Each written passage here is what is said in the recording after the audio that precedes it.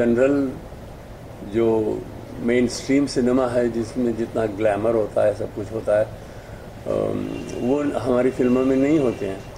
तो इस वजह से हमें एक माइनॉरिटी ऑडियंस ही मिलती है, काफ़ी है, क्योंकि that minority audience is an important audience. So how is art cinema going to be revived in the future? You know, word art cinema may not be a right expression, but there is a thinking cinema, there is a non-thinking cinema.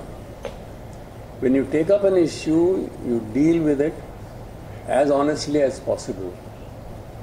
So then it becomes a meaningful film. So in the future, will you make a film on this play also?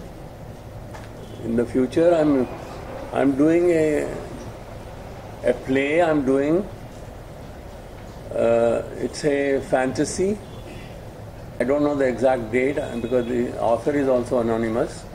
It was written somewhere in Madhya Pradesh in Persian. It's one of the stories, a fantasy. It is called Gul-e-Bakawali, the garden, the rose of Bakawali. Bakawali is a character where the superhuman characters and a human being, they fall in love, which is not normally allowed. It doesn't happen. So a fairy becomes, a consort of an actual man. So this kind of a story, which I'm doing as a play. और एक film भी मैंने सोचा है। हमारे लिए यही तकलीफ की बात होती है, प्रोड्यूसर आसानी से नहीं मिलते हैं। एक ज़माना था जब NFDC जैसा ऑर्गेनाइजेशन पैसे देते थे कुछ, और उनके लिए मैंने 3 फिल्में बनाई। अब वो भी ख़त्म हो गया है एक तरह से। मतलब अब वो फाइनेंस नहीं कर रहे हैं, वो तो कोलैबोरेट कर रहे हैं आजकल, जिसका मतलब है it will be a big finance also required. So, but I've got some response from the some people who are prepared to finance a film. I hope it happens soon.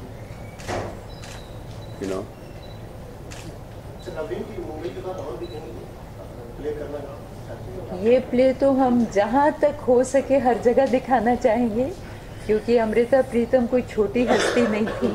उनका बहुत बड़ा कंट्रीब्यूशन है to world literature, not only Indian literature but to world literature. And also I would like to say that she was the sole female voice who wrote about partition and the pain of partition. और जो उन्होंने लिखा है वो तो मेरा ख्याल I mean, nobody can write the way she wrote and experience the pain of partition and the way she stood up for women's rights. क्योंकि मैंने खुद उनकी 2-3 कहानियों में एक्टिंग की है, और उसमें हर कहानी में यही है कि कैसे औरत के साथ ज्यादती होती है, एक्सप्लॉयटेशन होती है, और कैसे इसको रोकना चाहिए। एंड अबाउट पार्टीशन गुलजार साहब ने भी उनका रिकॉर्ड किया है, आज आखा वारिशानू। अगर आप कहें तो मैं 2 पंक्तियां सुना देती हूँ आपके लिए। It is in Punjabi, I can translate it, but she writes, Waris Shah was a very big poet of 17th century and he wrote about Heer Ranjha. Everybody knows about the love story of Heer Ranjha, I presume. So she writes when she's traveling after partition from Delhi to Dehradun, तो वो train में लिखती हैं। Actually, before I recite these lines, I think I'll give you the background in her own words. बंटवारे के वक्त जो भी हुआ, उस जैसा खूनी कांड किसी की कल्पना में भी नहीं आ सकता। दुखों की कहानियाँ उम्र से लंबी थीं। मैंने लाशें देखी, लाशों जैसे लोग देखे। फिर एक दिन दिल्ली से देहरादून जाते वक्त मुझे वारिस शाह की पंक्तियाँ याद आईं। भला मोहित बिछड़े कौन मिले, मुझे लगा वारिस शाह कितने बड़े कवि थे जो हीर के दुख को इतनी गहराई तक महसूस कर सके। आज पंजाब की एक बेटी नहीं, लाखों लाखों बेटियां रो रही हैं।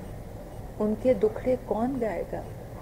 चलती हुई ट्रेन में कांपते हुए हाथ से मैंने लिखा, अजाखा वारिस शाह नू, अजाखा वारिस शाह नू, किते कबरां विचों बोल ते अज किताबे इश्क दा कोई अगला वर्का फोल। एक रोई सी ती पंजाब दी तू लिख लिख मारे वैन, अज लखां तियां रोंदियां तैनू वारिस शाह नू कहन। उठ दर्द मंदा दे दर्दिया, उठ तक अपना पंजाब, बेले लाशां बिछियां ते लहू दी परी चनाब, ते लहू दी परी Chenab. The river Chenab is filled with blood. लाशें ऐसे बिछी हुई हैं जैसे बेलें बिछती हैं। वारिस शाह अपनी कब्र से उठ और देख, आज एक पंजाब की बेटी हीर नहीं रो रही, आज पंजाब की लाखों लाखों बेटियां रो रही हैं।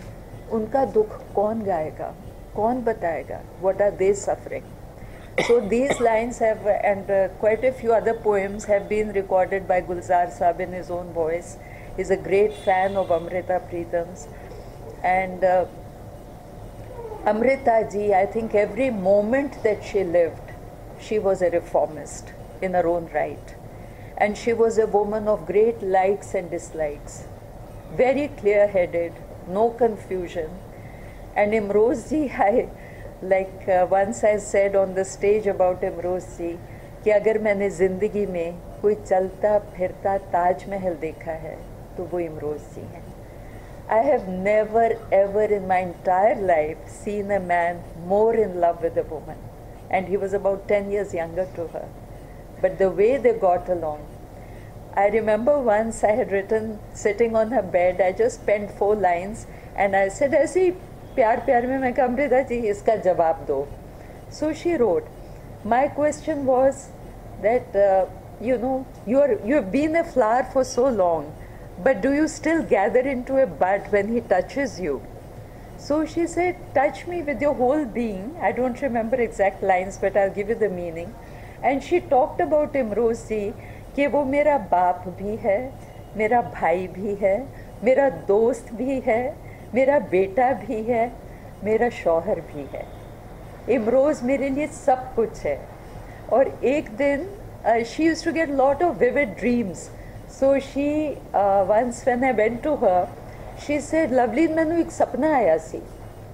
So then she started narrating that dream. And what was that dream? She says, मुझे भगवान ने कहा, अमृता ये ले, मैं तुझे पेन देता हूँ और ये रहा तेरा कागज़, अब तू इस पे जो चाहे बना दे. So she used to believe a lot in astrology. तो उन्होंने एस्ट्रोलॉजिकल चार्ट बनाया जिसमें 12 घर होते हैं वैदिक एस्ट्रोलॉजी में, और हर घर में उन्होंने इमरोज़ इमरोज़ इमरोज़ इमरोज़ इमरोज़ का नाम डाल दिया. शी से मुझे और ज़िंदगी में कुछ नहीं चाहिए.